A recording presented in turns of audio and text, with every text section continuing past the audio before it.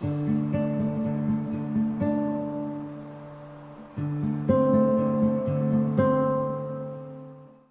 homeless person is someone who doesn't have a safe and secure abode, a dwelling. A homeless person looks like a vagabond, but you see them on the streets begging. They're usually either drunks or schizophrenic or mentally ill. They just can't find the motivation to lift themselves up off their feet, or they've got some problems with them and they just can't bring themselves to find a job. Someone can't just pick themselves up off the street and get a job. Firstly, if it was that easy, everyone would have a job. I'm sure we all know times when we're feeling down. I don't feel really confident today. I don't really feel like getting out and doing stuff. So then imagine that amplified tenfold, 100-fold, if you're dealing with acute depression or acute anxiety. They choose their own course in life, don't they? If they want to go on drugs, they go on drugs. Nothing much you can do about it, I don't suppose. You can only just guide them and say it's wrong.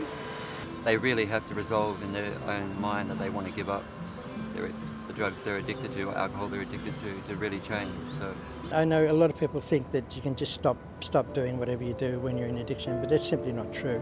The statistics for recovery, for instance, it's 5% success rate of people going through rehabilitation, detoxification, private clinics, going cold turkey. It doesn't matter what mode of trying to stop. You see most of the homeless people are about 50, 60. You get a couple of them who are younger. I would say people in their 20s all the way up to maybe their 60s, and I think that's probably what I've seen. The largest cohort of homeless people in Australia are young people aged between 12 and 25, and the 2006 figures, I can tell you, are 32,500 people in that age cohort are homeless. Financial difficulties, it's possible. I don't really see it as a major cause. It can happen, of course, but there would usually be other reasons with it. Financial difficulties do cause homelessness. When people do lose a job, they may lose their home, and it's difficult for them to get a job once they become homeless. So one spirals from another. Depression can set in, and that causes bills not to be paid. A homeless family?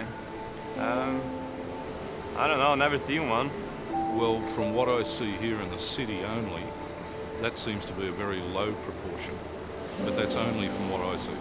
A hidden population that you'll never see are the families. They'll sleep in cars, they'll sleep on people's couches. We've had families that we've supported that have been living in people's garages. Domestic violence is probably the main reason for women and children especially to become homeless. I don't really think that someone who leaves a situation of domestic violence and is living with a friend or another family member to be homeless. I would think that would be more of hopefully a transition period. Domestic violence usually occurs to women, and women will be able to go and live with family members. A lot of people don't have friends and family that they can stay with, and domestic violence isolates people anyway, so they're not forming friendships, and so they have nowhere to turn when they become homeless. We'll get another home soon, sweetheart.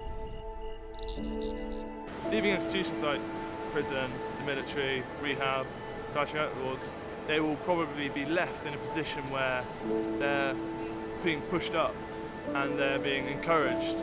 People leaving institutional care, particularly jails, are very vulnerable to homelessness. The world that's inside is completely different to the world that's outside, and people really struggle to make that adjustment. They really struggle to reconnect back into the society, and if you don't have the social links, then you're more likely to become homeless. The really basic things we offer are hope, that things can get better, and optimism, that you can certainly take control and try and make things improve for yourself. We offer referrals, we offer psychiatric services, we offer case management, lots of things we offer to people. They might be homeless and they might have other issues, but at the heart of it, our connection is with people as people.